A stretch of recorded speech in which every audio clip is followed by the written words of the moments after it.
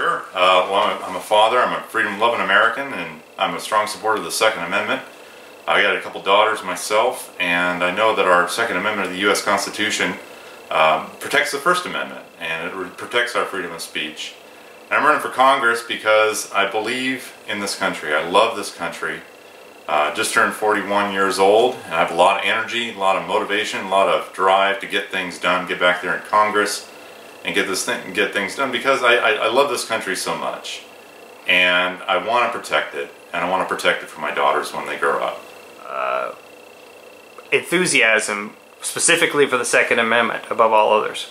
I think there's a liberal mindset that's infecting Oregon. Right now we have IP 43 and IP 44, basically gun-grabbing bills that would lead to confiscation and registration of guns, and I'm against those myself. I mean, the Second Amendment shall not be infringed means shall not be infringed, period.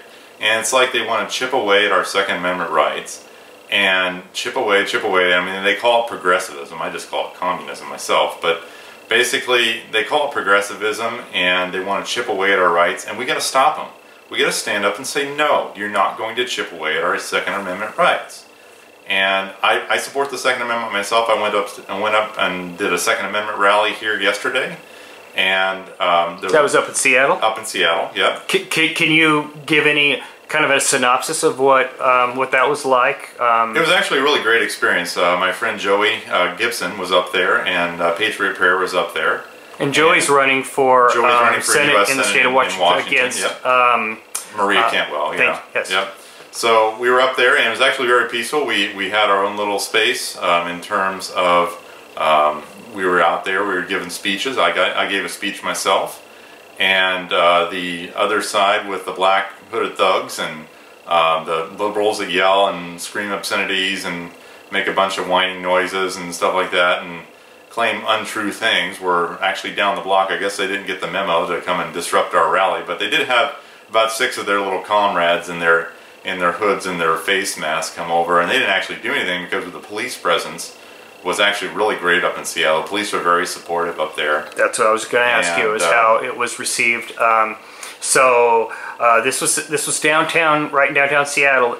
The laws there in Seattle and Washington in particular allow for open carry. Open carry. Okay. Open carry. Yeah, I actually confirmed that with one of the policemen that were up there. So.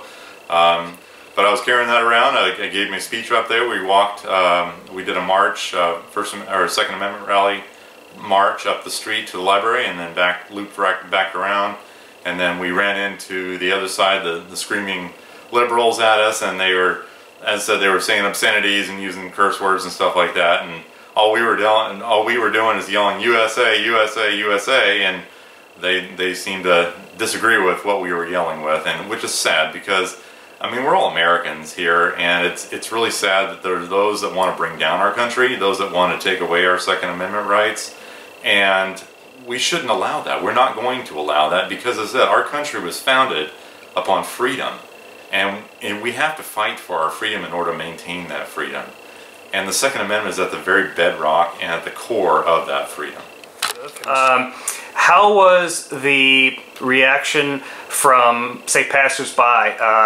Individuals that were maybe in, Seattle on a nice sunny Sunday afternoon, driving by, walking by. Did you get a sense of how they felt about individuals such as yourselves that were out there with the flags and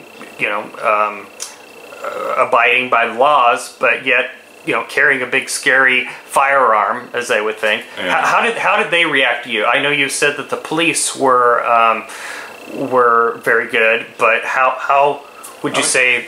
We didn't get any expletive gestures, if that's what you're talking about. But I mean, there for the most part, people were kind of indifferent about it. I mean, they saw us, and they saw a bunch of patriots out there carrying flags and ARs and other weaponry, but I don't think they were actually afraid. They just were. I just kind of. Did you get any hunks of support or thumbs up or anything like that? I really didn't notice myself. Okay. I was kind of in that little park area, and then we were walking down the street, and we did get some looks where we were walking down the street. As I said, when you have a a patriot group that's carrying arms there, and they don't. A lot of people up there, I think, that they don't really realize that yeah, we can carry arms in open carry in the city, and I think they've seen other protests before. Seattle is a fairly liberal town, and so they've probably seen other protests before. So it's honestly, I think they were just kind of like, oh, okay, another protest. Business as usual. Another Sunday. Just another day in Seattle. Yeah. So yeah, exactly. But time to go get our lattes. I think if we don't express our rights, then we'll lose them. And we have to be able to express our rights. We have to be able to express our freedom, and that's what we have. That's what we're obligated to do as Americans. And if we don't express our rights, they'll be willed away by the progressive left and the liberals, and we cannot let that happen. If we're going to save this country, and we're going to save this country for our freedom, for our kids, and for our grandkids, we cannot let our rights be whittled away in some state capital somewhere, either in Olympia or in Salem. And we have to protect our rights. We have to do what we can. All these things. If elected, when elected, what would you be able to go out there? What were your intentions to go out there and protect the amendment? How would you do that? Would it be through legislation?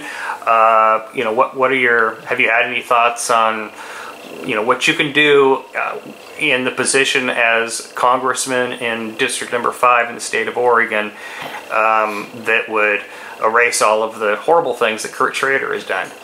Yeah, I'm for things like, I mean, there's a couple bills out there for national reciprocity. I support national reciprocity, being able to carry weaponry and guns from state across to state state line, yeah, without having, I guess, the other side basically saying, oh, you can only have so much ammo, oh, you can only have this big of a clip, oh, you can only have this certain amount of gun, oh, you can only have this, oh, you can have that. No, as I said, shall not be infringed means shall not be infringed. So I support things like national reciprocity, I support things like constitutional carry, and it's just something I'll fight for in Congress. When the liberal left, they get out there and they try to put through gun laws, you know, restricting when someone can buy a weapon. If you're going to be an adult and you can enter the military at 18, you should be able to buy a weapon at 18. And I'm against the raising the age myself.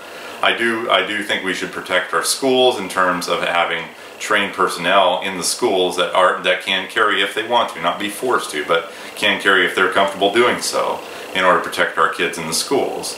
But in order to outright ban things, we should not be doing that. So, are not endorsed, but I've been rated with an AQ rating by the NRA. AQ is the highest rating they can give a non-incumbent. I don't have a voting record, so they rated me an AQ rating.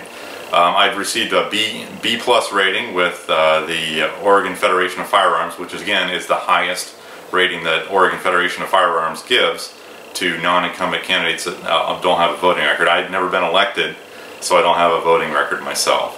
I said I'm a strong Second Amendment. I'm conservative. I'm a Republican.